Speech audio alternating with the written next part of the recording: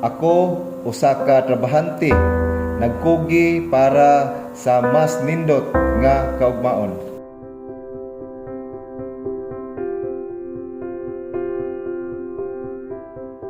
Ako si Paulo Vidalohica, presidente sa Ilaw at Buklod ng Magagawa sa Atlas Fertilizer Corporation, Dalungsod, Toledo City. Usa sa mga trainings nga na-avail namo sa DOLI kay ang grievance handling of General Labor Standard Orientation.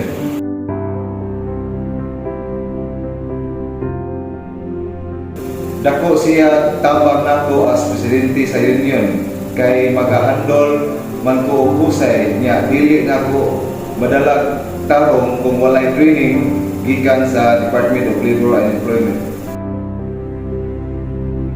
Yes, kay makahatag siya dako nga oportunidad sa mga beneficiary o labi na ang training o scholarship program sa Department of Labor and Employment. Hinaot nga mapadayon o mapalambo kining would-be nga programa sa Department of Labor kay maayo kining programa para mas daghan pa ang makapangan. I am a member of Ilaw at Buklod ng Magagawa sa Atlas Fertilizer Corporation, Dalungsod, Toledo City.